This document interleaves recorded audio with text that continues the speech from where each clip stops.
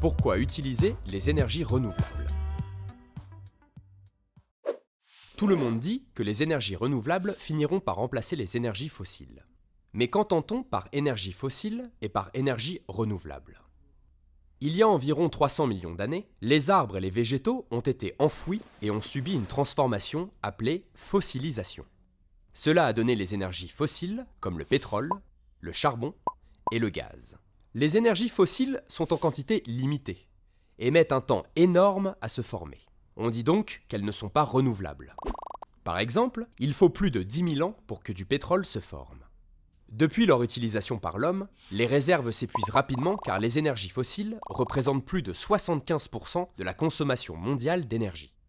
De plus, leur combustion est responsable de la production de CO2, qui est un gaz à effet de serre responsable du réchauffement climatique. C'est la raison pour laquelle l'homme tente de se tourner vers des énergies dites renouvelables, c'est-à-dire inépuisables et peu polluantes.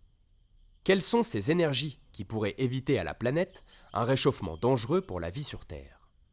L'énergie solaire, la lumière est captée par des panneaux photovoltaïques et permet de produire plus de la moitié du chauffage d'une habitation et de son eau.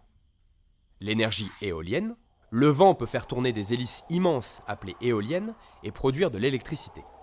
L'énergie hydraulique, l'eau des barrages fait tourner des turbines qui produisent de l'énergie électrique.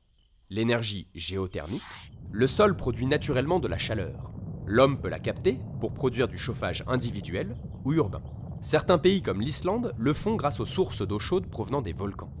On peut également obtenir de l'énergie en brûlant du bois ou des déchets agricoles, ou bien encore en transformant ces déchets en gaz par fermentation. C'est la biomasse. Mais il ne faut pas oublier que la combustion des végétaux produit des gaz à effet de serre néfastes pour la planète. L'urgence de la situation écologique de notre planète nous oblige à multiplier partout dans le monde les énergies renouvelables pour remplacer progressivement les énergies fossiles. C'est le moment de devenir vert.